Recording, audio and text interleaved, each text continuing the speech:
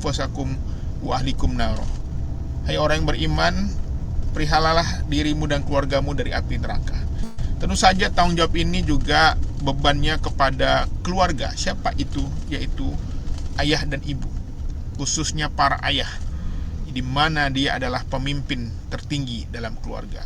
Suami istri dalam keluarga itu ibarat pilot dan kopilot. Dua-duanya berada di kursi depan, tapi yang satu sebagai pemimpin utama, yang satu adalah pendamping yang juga bagian dari pemimpin itu. Untuk itu, dalam Islam dikatakan bahwa untuk membina rumah tangga yang sakinah, yang tentram, nyaman, ialah dengan mawaddah, cinta, dan rahmah dan kasih sayang. Makanya saya selalu mengingatkan ketika di bulan Ramadan dan Idul Fitri, banyak manusia-manusia yang tidak mau memaafkan orang lain. Padahal Tuhan saja yang menciptakan manusia, sifatnya Ar-Rahman Ar-Rahim, Al-Ghafur, Maha Pengasih, Penyayang, dan Pengampun. Kenapa pula manusia tidak memaafkan orang lain? Termasuk dalam rumah tangga. Hari ini kita lihat fenomena rumah tangga, masalah ekonomi, KDRT, selingkuh, LGBT, ya. Dan ada banyak lagi konflik-konflik mertua dan menantu, narkoba, kecanduan game, kecanduan judi online. Yang ini semuanya berdampak kepada keharmonisan. Banyak sekarang gara-gara gadget ini, banyak rumah tangga ini seperti pohon kering, rontang, tidak berbuah. Kenapa? Karena tidak ada kebahagiaan di dalamnya. Ya, dan keluarga yang sehat bukan berarti keluarga yang tidak punya masalah.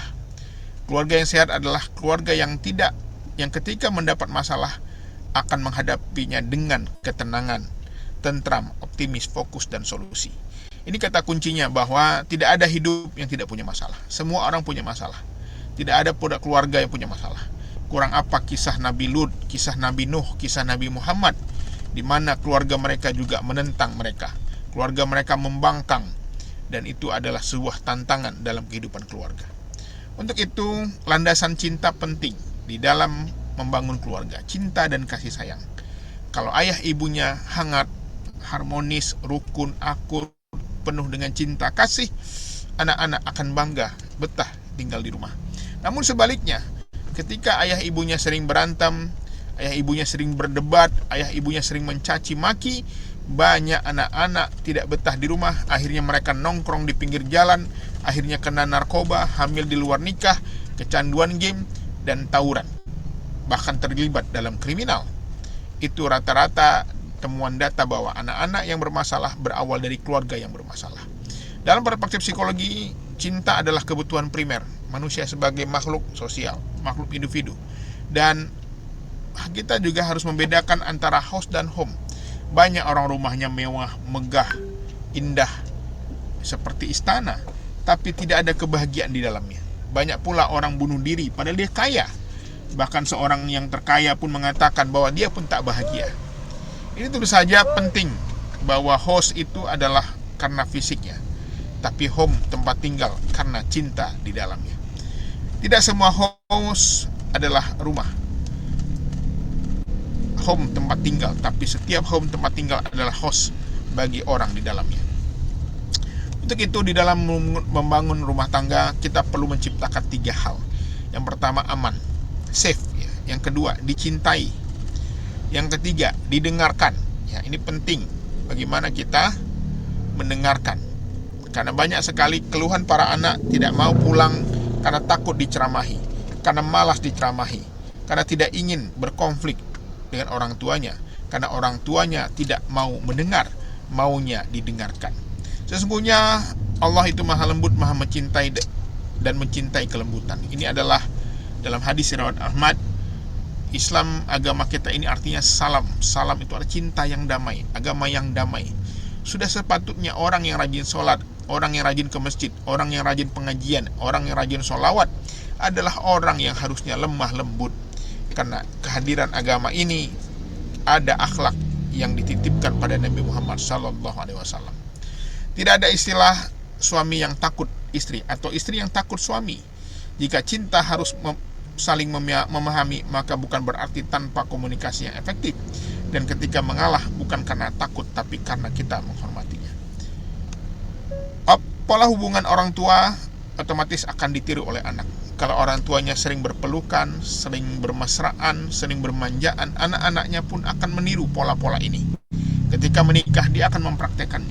Tapi kalau anak melihat orang tuanya berantem, saling mencaci, saling menghina, saling merendahkan, maka dia belajar cara menyelesaikan masalah dengan marah-marah, teriak-teriak, memukul, membanting, bahkan saling menyakiti. Untuk itu, suka atau tidak suka, anak-anak kita telah memperhatikan kita. Pepatah bahwa anak-anak seperti spons yang menyerap dunia di sekitar mereka, terutama berlaku pada suasana emosional yang saling mengiringi mereka. Tidak peduli seberapa keras kita mencoba menyembunyikan masalah, anak-anak peka terhadap ketegangan antara orang tua mereka dan secara langsung dipengaruhi oleh orang tua mereka berinteraksi. Dan ayah dan ibu sulit untuk akur. Apa terjadinya? Yang terjadi kalau ayah ibu sering berantem, tidak harmonis, akhirnya anak mudah berbohong karena takut, tidak percaya diri karena minder, bergantung dengan teman karena dia tidak punya pegangan dalam keluarga, trust issue, ya, tidak percaya pada orang lain, minder, menentang dan tidak taat pada orang tua. Dan sudah penting, ketika kebutuhan emosional orang tua sendiri terpenuhi, orang tua siap untuk menyediakan anak-anak rasa stabilitas.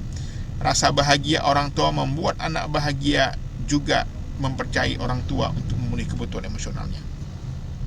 Kualitas pernikahan yang buruk ternyata dibuktikan penelitian berdampak pada pengasuhan yang bermasalah. Meningkatnya pertengkaran, kurangnya kehangatan, pengasuhan yang inkonsisten dan tidak efektif dalam risetnya menunjukkan bahwa ini adalah berdampak kepada kepribadian anak. Makanya banyak kenapa anak-anak sering berbohong, salah satunya adalah karena anak takut, ya. Karena anak khawatir dimarahi, dia akhirnya berbohong, ya. Untuk itu, kenapa banyak anak-anak sekarang bermasalah secara psikologis? Ada yang bunuh diri, ada yang menyakiti tangannya, berluka-luka, menyayat-nyayat, ada yang hamil di luar nikah, ada yang tawuran, ada yang teriak-teriak, berantem. Ini semuanya karena kurangnya kasih sayang. Dan kita berhadapan dengan generasi stroberi, di mana anak-anak ini dimanjakan dengan teknologi dan fasilitas. Akhirnya banyak anak-anak ini tidak tangguh dan tidak kuat.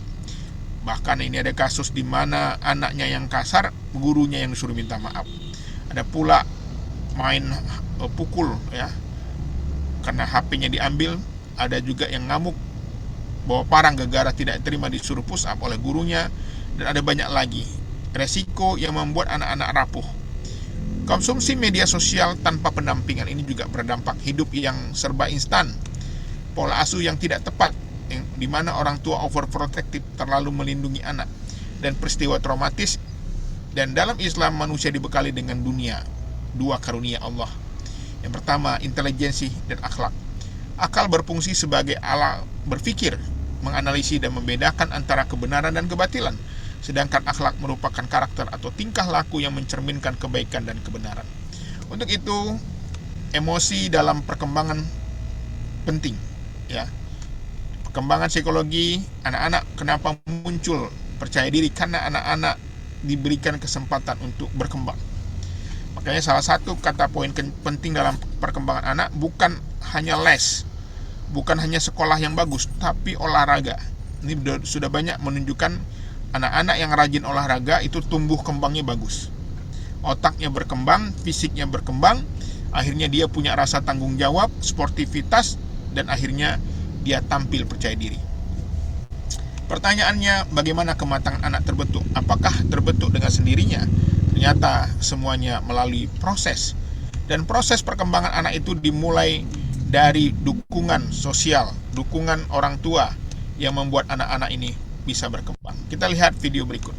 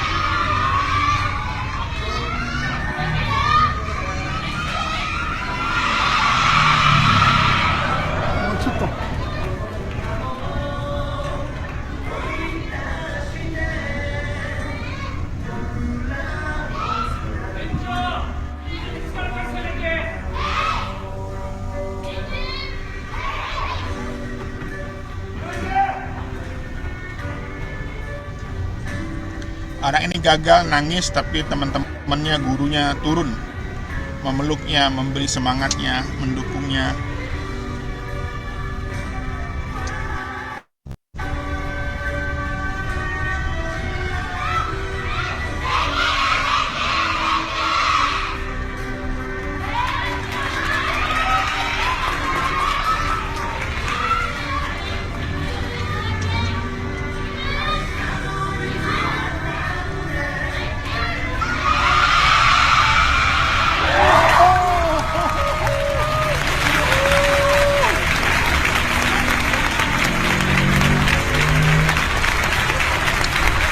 Jadi berkat kegigihan, berkat dukungan dari teman-temannya, support, motivasi, pelukan, dan kata-kata yang memberi semangat, akhirnya anak ini berhasil melewati ujian ini. Begitulah juga gambaran anak-anak. Kenapa banyak anak gagal? Kenapa banyak anak tidak berhasil? Karena kurangnya dukungan, kurangnya support, kurangnya motivasi. Dan salah satu yang paling memberikan peran penting dalam pengasuhan adalah anak, ayah. Banyak sekali orang salah paham tentang pengasuhan, selalu diserahkan ke ibu. Padahal anak-anak yang tidak punya figur ayah ini berdampaknya besar kepada kehidupannya. Peran ayah tentu saja penting untuk menjadi contoh dalam ketahanan dan keberanian, mendorong interaksi di luar ruangan, mengajarkan kemandirian, mengajarkan anak batasan dan aturan, mengajarkan pemecahan masalah. Dan juga ada ibu, ini penting. Sinergi antara ayah dan ibu membuat ikatan emosinya baik, memberikan rasa aman dan tenang, membantu anak untuk mengekspresikan emosi, mengajarkan cara berempati dan menunjukkan kasih sayang, dan memvalidasi perasaan anak. Lingkungan yang mendukung perkembangan yang sehat adalah lingkungan yang memiliki ruang aman dan nyaman, ya, komunikasi terbuka, penghargaan dan dukungan, kegiatan rutin keluarga, jadwal harian yang konsisten, dan minim konflik dan stres di rumah. Mari kita jaga agar fitrah anak kita baik. Ini penting, seperti mana dalam Nabi Hurairah Rasulullah SAW bersabda, setiap anak dilahirkan dalam keadaan kondisi fitrah, kecuali orang tuanya yang menjadikannya Yahudi, Nasrani, dan Majusi. Dan pendidikan terbaik dari rumah. Ibu adalah umum madrasatul ula. Ibu adalah sekolah pertama dan utama. Ayah adalah kepala sekolahnya. Untuk itu penting kita menanamkan tauhid, menjaga potensi baik anak, kasih sayang, sabar, konsisten dengan prinsip-prinsip pengasuhan ini. Dan ada 5 tanda cinta orang tua kepada anak. Yang pertama, cinta pada perannya. Tidak boleh orang tua mengeluh ketika fisiknya, waktunya, uangnya habis untuk anak. Keikhlasan dalam mendidik anak, nyata karyanya, target jelas dan aktif dan dinamis. Dan ada 3 tips merasa dicintai. Pertama, sentuhan secara fisik, ucapan cinta secara private, berdoa di depan anak. Ini adalah cara. Dan rasa bahagia adalah awal dari ketangguhan. Pastikan anak-anak kita bahagia berada di samping kita, orang tuanya. Cara orang tua yang bahagia adalah maka otomatis menciptakan anak-anak keluarga yang tangguh dan bahagia pula. Kebahagiaan sangat penting, yaitu untuk menjamin kebahagiaan anggota keluarganya, sebab ibu punya peran vital sebagai benteng umat. Ibu yang bahagia akan memancarkan energi yang positif dalam rumah tangga. Makanya penting sekali para ayah membahagiakan para ibu, memenuhi kebutuhan para ibu, mengapresiasi para ibu. Karena jika ibunya tidak terpenuhi rasa kasih sayangnya, maka akan berdampak dalam pengasuhan anaknya. Dan tumbuh perhatikan anak. Gelisahlah jika anak pada waktunya belum pulang, anak belum terlihat. Perhatikan bukan hanya fisik tapi juga jiwanya. Ajaklah anak pada aktivitas positif seperti hadir pada acara kajian dan atau seminar. Dan fasilitasi hobi dan bakat anak tetap berkembang, dan fasilitas cita-citanya di masa depan.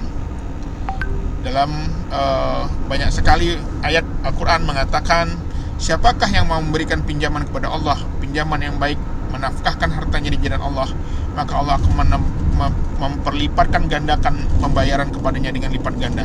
Allah menyempitkan dan melampangkan rezeki padanya, lalu kamu dikembalikan. Dan lakukan aktivitas bersama, olahraga, bersih-bersih. Ini adalah bagian dari membangun rasa kebersamaan, kepemilikan, ketangguhan. Dan orang tua wajib menjadi idola bagi anak-anaknya. Ketika anak sudah menjadi idola, orang tua sudah menjadi idola, maka anak-anak akan bahagia, anak-anak akan bangga, respect, hormat. Dan ini membuat rumah tangga menjadi kuat. Dan ingat, selalu bersyukur. Hari ini kita mengeluh terus. Banyak sekali kita mengeluh karena berbagai masalah. Banyak sekali kita mengeluh dalam berbagai situasi. Padahal banyak nikmat yang Allah berikan. Terkadang baru satu kesulitan yang kita terima, kita langsung memarahi Tuhan. Lalu kita teriak-teriak, marah-marah. Padahal dari sekian banyak nikmat, kita lupa bahwa kita sebenarnya sudah lebih banyak nikmat yang diberikan daripada kesulitan. Untuk itu penting kita membangun 5 bahasa cinta, mulai dari kita membantunya, memberikan hadiah, menunjukkan rasa cinta dalam bentuk kata-kata, waktu yang berkualitas, dan sentuhan fisik. Mungkin saat ini Anda perlu mengingatkan lagi bahwa getaran cinta masa muda Anda berdua penting untuk saling mengingat waktu me time ya, antara suami istri, untuk bisa membangun rasa, membangun cinta kembali. Masih ada kesempatan perbaiki komunikasi kita dengan anak, perhatikan kebutuhannya, bangun kenyamanan, dan bangun kepercayaan. Dan ingat bahwa IQ, kecerdasan bukan segala-galanya. Dr. Brian Davidson, dalam pendiri Instruksi Institute Arkansas, mengungkapkan bahwa dalam mencapai keberhasilan, kemampuan non-kognitif patut dijadikan bekal anak. Kemampuan non-kognitif ini maksud meliputi ketekunan, pantang menyerah, dan kemampuan bangkit dari kegagalan. Kemampuan seperti ini tak akan bersyukur dengan tes IQ manapun. Jadi dalam mengembangkan bakat anak, jangan terpaku pada hasil-hasil nilai ujian saja, namun tekankan pada proses pembentukan yang dijalankan. Dan kita lihat video berikut ini.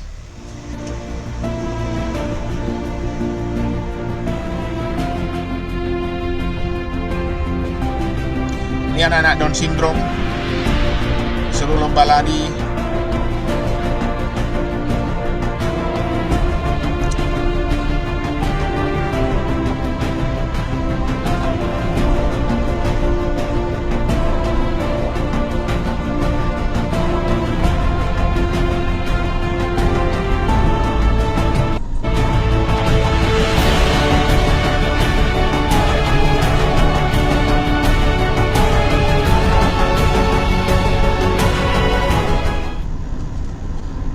Saya kira demikian yang saya sampaikan dari video ini. Tadi jelas bahwa IQ bukan segala-galanya, tapi kebersamaan. Latihlah anak-anak kita beradab, berilmu, saling menghormati, saling mengapresiasi, dan memiliki hati dan perasaan yang baik. Demikian yang dapat saya sampaikan. Nanti Bapak Ibu yang ingin mendapatkan konten-konten parenting bisa follow di Instagram saya di Muhammad Iqbal PSY. Demikian yang dapat saya sampaikan. Nanti konten-konten psikologi rutin ada di media sosial saya. Ini bisa ditampilkan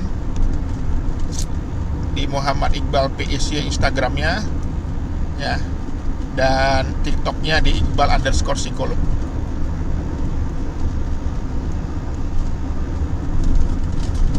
Demikian yang dapat saya sampaikan. Mohon maaf atas kekurangan. Wabillahi taufiq wal hidayah. Wassalamualaikum warahmatullahi wabarakatuh. Waalaikumsalam warahmatullahi wabarakatuh. Disampaikan terima kasih kepada Ustadz Iqbal yang sudah menyampaikan terkait dengan tema hari ini. Mudah-mudahan apa yang sudah disampaikan bisa kita pahami dan bisa kita laksanakan sehingga kita menjadi keluarga yang harmonis dan bisa menjadikan generasi kita generasi yang tangguh dan berakhlak mulia.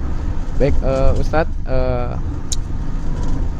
untuk acara selanjutnya bisa ditanya jawab nggih? Masih sekitar, silakan. nggih. Baik, ayah bunda yang dirahmati Allah Subhanahu wa taala, acara berikutnya adalah sesi tanya jawab. Kami persilahkan bagi ayah bunda yang ingin bertanya bisa raise hand atau juga mungkin menuliskan pertanyaannya di kolom chat. Monggo, ada waktu sekitar 15 menit atau sampai 30 menit untuk sesi tanya jawab.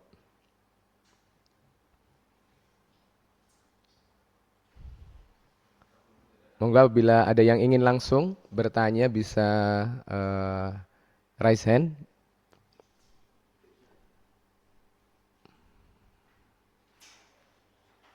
Yang ingin bertanya bisa menyalakan mikrofonnya.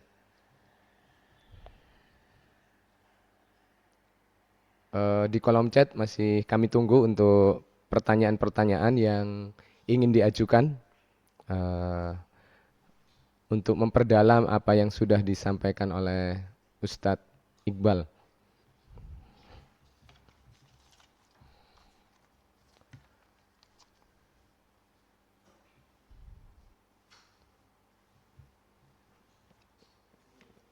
Di kolom chat ini ada orang tua dari Fatan. Nah, kita tunggu pertanyaannya.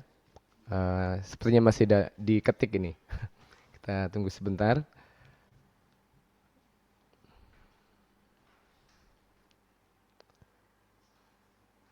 Yang pertama dari Ayah Sofwan, MAIT Insan Kamil, Ustadz. Pertanyaannya, Siap. tips dan trik bagi ayah yang sering kerja luar kota dan overseas. Ya, Gitu. baik, terima kasih ya tentang LDR ya. Jadi memang dalam hubungan LDR itu ada namanya tabungan cinta. Tabungan cinta ini sama seperti anak-anak kita di pondok. Nah, kebanyakan keluhan anak di pondok itu adalah ketika dia libur, orang tuanya pergi. Jadi tidak bertemu. Yang harus dilakukan adalah bagaimana kita membangun liburan yang berkualitas, waktu yang berkualitas. Kalau saya misalnya suka road trip ya, kami suka camping, naik gunung mungkin, mandi di sungai, ke pantai ya. Interaksinya lebih intens berbanding hanya makan di mall. Jadi trip ini adalah salah satu solusi menurut saya. Jadi kemarin kita liburan ke luar kota naik mobil, itu sampai sekarang anak-anak tuh masih merasakan kenangan itu, perjalanan itu gitu. Sampai nanti libur pondok lagi kita buat lagi seperti itu. Jadi kemudian waktu liburnya berkualitas, dan ingat tinggalkan kesan, yaitu apa, kenangan-kenangan indah dalam perjalanan, waktu yang indah untuk bercengkrama, dan yang terpenting adalah komunikasi. Dimanapun kita berada, lakukan komunikasi. Hari ini ada banyak alat ayah, baik bahkan dengan berbagai permainan ya dan lain-lain. Terima kasih. Terima kasih Ustadz. Untuk ini ada Bunda Queen dan Khalid ingin bertanya secara langsung. Dipersilakan Bunda, mikrofonnya bisa dinyalakan. Monggo Bunda Queen dan Khalid, dipersilakan untuk bertanya. Mikrofonnya bisa monggo Ustadz Bunda. Baik, terima kasih Ustadz. Bismillah. Assalamualaikum warahmatullahi wabarakatuh. Waalaikumsalam. Mohon izin bertanya, apa yang harus orang tua lakukan ketika dalam pengasuhan anak itu merasa sakit hati dengan apa yang sudah dilakukan orang tuanya. Anak ini katakanlah usianya sudah mau dewasa gitu Ustadz, jadi usianya sekitar di atas 15 tahun gitu. Apa yang harus dilakukan orang tua, sedangkan masa anak sakit hatinya itu masanya sudah lewat. Jadi ketika anak dalam pengasuhan orang tua itu, anak merasa sakit hati, apa yang harus dilakukan oleh orang tua untuk menebus sakit hati anak tersebut. Terima kasih. Assalamualaikum warahmatullahi wabarakatuh. Ya, baik. Jadi memang dalam fase-fase perkembangan ada namanya fase-fase pembangkangan. Fase-fase di mana mereka puber, terjadi tumbuh jakun, kalau yang perempuan menstruasi, laki-laki berubah suara, itu membuat mereka tidak nyaman. Makanya mereka selalu membantah. Bukan berarti marah juga kadang-kadang. Tetapi ada juga yang memang marah beneran karena keinginan tidak dipenuhi atau dikekang ya. Contohnya dalam memilih jurusan, banyak sekali orang tua yang memaksa ya. Makanya yang paling efektif dalam berbagai metode psikologi untuk mendekatkan diri pada anak adalah dengan metode pacing. Pacing itu apa? Kita ngikut dia. Misalnya nih ada anak, dia suka main game. Ya, tapi gamenya ini bagus sebenarnya. Gamenya main bola, main volley, main catur gitu ya. Yang mengasah kemampuan juga gitu loh. Gimana caranya supaya orang tua dekat dengan anak? Ya ikut main game sama dia, tapi game-gamenya yang positif. Lalu lama-lama ngobrol di game itu. Lama-lama, Dek, azan kita sholat dulu, nanti kita lanjut lagi. Akhirnya terbangun komunikasi.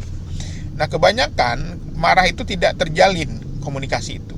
nggak nyambung ngobrolnya. Kita tidak mau mengikuti perkembangan zaman. Kita nggak tahu apa hobinya. Kita nggak tahu bakatnya. Makanya ayah ini penting. Kalau ayah misalnya anaknya hobi main bola, ayah juga harus belajar main bola, gitu loh, supaya terjadi komunikasi. Jadi yang terjadi kebuntuan-kebuntuan itu karena old school, pandangan-pandangan old school ya, orang-orang dulu yang tidak mau memahami kekinian, kemudian juga keinginan yang tidak dipenuhi. Dan yakinlah semuanya proses dari kematangan. Bukan berarti hari ini mereka marah tidak memaafkan lalu berakhir segalanya. Bisa jadi mereka juga suatu hari menyadari bahwa apa yang dilakukan salah. Tetapi orang tua juga harus evaluasi diri. Kenapa? Karena anak-anak ini punya keinginan. Dia ingin, kenapa anak-anak muda itu pengen naik motor, pengen berkelana? Karena ingin mencari jati dirinya, ingin mencari pengalaman. Dulu orang tuanya boleh, kenapa anaknya nggak boleh? Nah, itu pertanyaannya. Tapi kan sekarang Pak banyak ancaman penculikan, tabrakan, ya itu resiko. Ya, bagaimana mungkin anak kita akan beriman kalau dia nggak pernah diuji? Bagaimana dia akan menjadi kuat kalau nggak pernah mendapat ujian? Yang namanya mau sukses ya harus ikut ujian dulu dong. Jatuh, luka, patah, berdarah, itu bagian dari proses supaya dia lebih kuat. Kebanyakan orang tua pengen anaknya steril, tidak boleh dicolek, tidak boleh lecet. Akhirnya apa yang terjadi? Rapuh dan lemah. Demikian. Begitu Bunda. Eh, Mudah-mudahan bisa menjawab pertanyaan dari Bunda Queen dan Khalid. Baik, untuk pertanyaan dari kolom chat, ini dari orang tua Ravalino Fauzan Saputra. Pertanyaannya, bagaimana cara menjadi ayah bunda bagi dua anak laki-laki umur 17 dan 18 tahun sebagai seorang ibu single, begitu. Terus berikutnya mungkin ini agak mirip. Sosok ayah ada tapi kehadirannya sering tidak bisa dirasakan. Masih asik dengan hobi dan kegiatannya. Mungkin itu dulu saat bisa dijawab. Yang pertama itu ya, yang sosok ayah ya pertanyaannya. Ya, yang pertama ibunya single mengasuh dua anak putra 17-18 Ya, tahun. jadi memang dalam figur ayah itu Nabi Muhammad SAW dalam sejarah hidupnya nggak punya ayah juga. Dari kecil sudah meninggal dari dalam kandungan. Tapi dia punya paman, dia punya kakek Abu Thalib ya, yang mengasuhnya. Jadi figur pengganti ini perlu. Figur pengganti itu bisa kakek, bisa paman, bisa abang, bisa om ya, bisa gurunya ya. Sehingga dia punya figur keayahan. Ini penting untuk bagaimana kalau seandainya ibunya tidak mau menikah lagi dengan penuh berbagai alasan, carilah penggantinya. Bisa dilakukan oleh keluarga terdekat, bisa kerabat, bisa tetangga, tetapi dia harus punya figur. Ya, kalau di pondok bisa gurunya, kalau di sekolah bisa seniornya dan lain-lain. Tetapi lagi-lagi penting untuk kita mencarikan penggantinya. Demikian. Oke, berikutnya Ustadz dari orang tua Mas Hafid 6B dan Lutfi Al-Ghifari. Pertanyaannya, bagaimana tipsnya membuat anak yang pemalu menjadi anak yang bertanggung jawab dan tidak gampang menyerah? Nah, begitu termasuk juga generasi strawberry. Ya, jadi memang kalau dia masih anak-anak, pemalu wajar. Karena semuanya proses dan berkembang. Ada anak yang hari ini baik, tapi belum tentu baik selamanya. Ada hari ini yang jahat, nakal, bahkan narkoba mungkin, auzubillah, tapi belum tentu juga selamanya akan begitu. Setiap anak ini punya proses. Jadi jangan anggap itu adalah akhir segalanya. Terus doakan, terus libatkan, terus ingatkan, berikan pendidikan yang terbaik. Insya Allah dia akan berubah. Karena terkadang kita nggak tahu nasib anak-anak ini. Terkadang hari ini anak yang kita bangga-banggakan bisa jadi satu hari juga diuji dengan berbagai masalah. Jadi untuk itu yang paling efektif untuk mengurangi minder rasa malu adalah olahraga. Klub olahraga. Baik itu bela diri, baik itu sepak bola, baik itu tenis, baik itu bulu tangkis ya. Itu membuat mereka bisa tumbuh dan berkembang. Karena orang olahraga itu keluar dopamin di otaknya. Kalau dopamin keluar otak, kebahagiaan, dia akan kreatif, inovatif, dan dia akan berdampak kepada kesehatan fisiknya. Kalau fisiknya bugar, dia akan percaya diri. Demikian logikanya. Terima kasih. Berikutnya dari orang tua Argan A3 Arsiva 4C dan Arsila 4D. Pertanyaannya, bagaimana selaku orang tua menyikapi anak yang sudah 16 tahun ke atas yang sudah mulai memiliki rasa suka dengan lawan jenis? Ya, suka itu wajar Bu ya. Jadi memang itu fitrahnya manusia, artinya dia normal. Tinggal bagaimana kita mengajarkan tentang pendidikan seksual. Mana yang boleh, mana yang tidak. Ya, apa resikonya, dampaknya, bahayanya. Dan terpenting untuk juga memberikan edukasi tentang bahaya pacaran ya. Lagi-lagi ini kan semuanya perlu proses, perlu waktu, perlu kesabaran. Dan kata kuncinya adalah dekatlah sama anak. Kalau dekat, insya Allah mereka nurut. Yang membuat mereka membangkang adalah ketika orang tuanya selalu menasihatinya, tapi orang tuanya pun tidak bisa menjadi contoh. Itu yang menyebabkan mereka bermasalah. Demikian. Berikutnya dari orang tua Mu'ad, Mikdad, dan Aisyah. Pertanyaannya tentang strategi secure attachment dalam pengasuhan sebagai fonasi dalam pergaulan anak fase remaja. Kemudian dari Abi Fatan, cara komunikasi anak zaman sekarang itu bagaimana? Karena sering candaan kita dibilang prik banget. Ya, ini penting ya tentang penyamaan hobi ini penting ya. Frekuensi ini penting. Kadang membuat anak-anak itu adalah komunikasi itu inginnya dua arah, tidak ingin satu arah. Tapi orang tua cenderung menganggap anak itu masih kecil, dia harus nurut. Padahal dia sudah dewasa, sudah beranjak dewasa. Maka perlu namanya dialog, perlu namanya komunikasi, perlunya namanya adaptasi ya. Karena setiap perilaku anak itu saja terbentuk dari hasil penglihatannya, tontonannya, sikapnya dari orang tua dan lain-lain. Bahkan juga ada faktor-faktor genetik. Maka ada pepatah mengatakan buah jatuh tak jauh dari pohonnya. Jadi kalau kita melihat kenakalan anak kita saat ini, lihat juga kenakalan waktu muda kita. Biasanya tidak jauh beda. Kenapa? Masa bapak ibunya boleh nakal, katanya saya nggak boleh. Nakal itu bukan berarti jahat ya, tapi iseng, nggak bisa diem. Ya, ada aja keinginan mereka. Jadi selagi kenakalan itu masih bisa ditolerir, kita bisa jadikan itu sebagai proses dalam perkembangannya. Demikian. Baik, ini ada orang tua dari Mas Arsat Ardian dari 5A ingin bertanya secara langsung. Ya. Dipersilahkan, Ayah atau Bunda dari Mas Arsat Ardian bisa dinyalakan mikrofonnya. Ayah atau Bunda Mas Arsat Ardiansah dari 5A. Apakah mau bertanya? Kami persilahkan. Oke, monggo Bunda, dipersilahkan. Assalamualaikum warahmatullahi wabarakatuh. Waalaikumsalam. Izin bertanya, nggak Ustadz? Ini kan tadi Ustadz menjelaskan bahwa setiap orang tua ingin fasilitasi Ananda untuk cita-cita di masa depannya, nggak?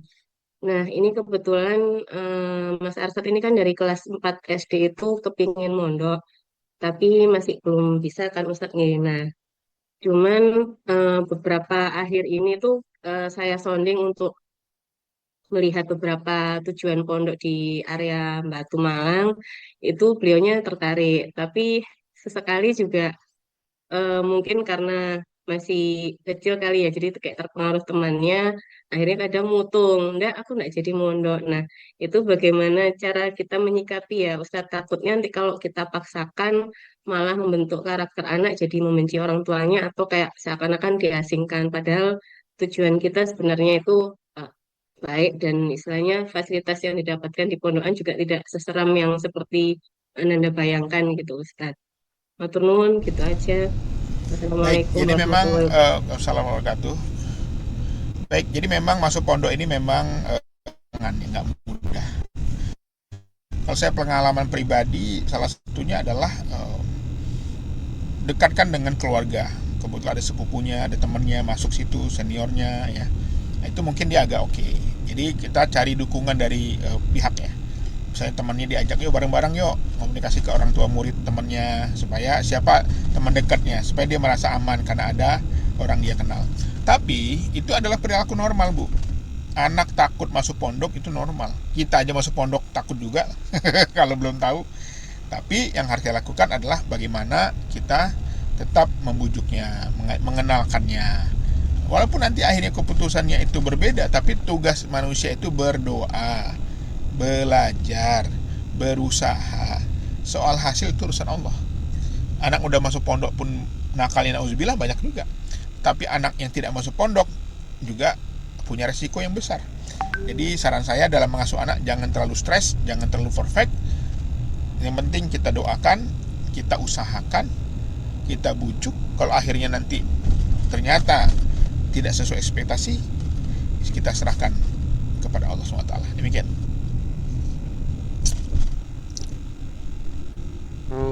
Bunda, mudah-mudahan bisa menjawab pertanyaan. Ustadz masih ini nggih? Ya, Ada satu waktu lagi untuk- boleh ya? Oh, satu Satu lagi lagi. nggih. Nggih, nggih. Pertanyaan dari berikutnya. Bagaimana cara memotivasi anak yang suka menawar tugas dan tidak bersegera menyelesaikannya? Yang kedua, bagaimana menyikapi anak yang suka melempar barang atau menyakiti fisik ketika marah? Kemudian Ya. minta tips supaya kakak adik yang usia sangat dekat jaraknya bisa harmonis karena sering bertengkar begitu. Nggih, Ya, seperti jadi itu. semuanya secara umum saya jawab adalah tentang kematangan. Kematangan ini tidak dapat dengan mudah. Mereka harus melalui proses. Makanya orang yang matang itu biasa dari pengalaman hidupnya banyak. Maka jangan terlalu protektif dengan mereka ketika bermain. Walaupun resiko ada, tapi mereka harus diedukasi tentang bahaya bermain di luar, tapi jangan larang mereka bermain di luar. Karena yang membuat anak-anak ini tumbuh apa? Rekan sebaya. Seumuran. Di situ mereka nanti ada konflik, di situ nanti ada berantem, ada komunikasi yang tidak nyambung, tapi di situ latihan untuk menyesuaikan diri. Jadi menurut saya kata kunci dari masalah-masalah anak adalah pertama overprotective, yang kedua Ustadz, putus-putus meraja ini. bisa diulangi mungkin karena Kalau anak putus-putus. tidak mau, dia suka menunda-nunda ya. Bisa jadi minatnya tidak. Jadi saya ulangi semuanya dari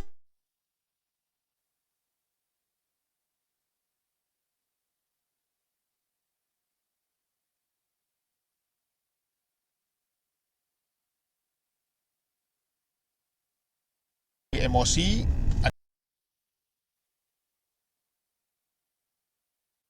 Oke, lanjut ya. Bisa dengar ya? Ya, tadi sempat terputus Ya, ya. ya. Ustadz, bisa diulang mungkin. Jadi memang semuanya kata kuncinya adalah pengalaman hidup. Kematangan itu tidak didapat dengan hanya sekolah, tapi kematangan itu didapat dari interaksi, berorganisasi, ikut klub, bergerak, berjalan, naik gunung, camping. Itu adalah pengalaman yang membuat mereka matang. Makanya kenapa mereka teriak, mereka marah-marah, karena mereka tidak bisa berargumentasi, kurang bacaan, kurang dialog, dan lain-lain. Untuk itu penting semuanya kita mulai dari membiasakan mereka berinteraksi dengan rekan sebaya. Jatuh, patah, luka, berdarah, itu bagian dari proses. Tapi jangan merajakan mereka, jangan meratukan mereka, jangan overprotective, sehingga mereka tidak biasa bersosialisasi. Kalau dia bisa bersosialisasi, maka insya Allah dia akan mudah menghadapi berbagai masalah hidup. Demikian yang dapat saya sampaikan. Saya mohon maaf karena sudah ada agenda lain. Semoga nanti bisa ketemu di ruang maya di Instagram @muhammadiqbalpsy dan TikToknya Iqbal_psikolog. Demikian, Assalamualaikum warahmatullahi wabarakatuh. Waalaikumsalam warahmatullahi wabarakatuh. Disampaikan terima kasih banyak kepada Ustadz Muhammad Iqbal PhD yang sudah menyampaikan materi yang luar biasa, banyak ilmu dan pengalaman yang bisa kita dapatkan. Mudah-mudahan kita semua bisa memahaminya dan melaksanakannya dalam kehidupan sehari-hari sehingga bisa eh, menjadikan keluarga kita keluarga yang harmonis sehingga bisa melahirkan generasi yang tangguh dan berakhlak mulia. Sekali lagi kami ucapkan terima kasih kepada Ustadz Muhammad Iqbal dan seluruh ayah bunda yang sudah meluangkan waktu untuk bisa hadir di kegiatan halal bihalal keluarga besar YPIT Insan Kamil Sidoarjo. Eh, Mudah-mudahan apa yang kita dapatkan menjadi ilmu yang bermanfaat baik di dunia maupun di akhirat. Demikian acara pada pagi hari ini. Kita tutup dengan bersama-sama membaca hamdalah, istighfar dan doa kafaratul majlis. Alhamdulillahirabbil alamin, astaghfirullahaladzim, subhanakallahumma wa bihamdika asyhadu an la ilaha illa anta astaghfiruka wa atubu ilaik. Kami selaku pembawa acara mohon maaf apabila ada tutur kata dan sikap yang kurang berkenan. Mohon maaf. Kami akhiri. Wassalamualaikum warahmatullahi wabarakatuh. Salam. Pamit ya, makasih semuanya. Assalamualaikum.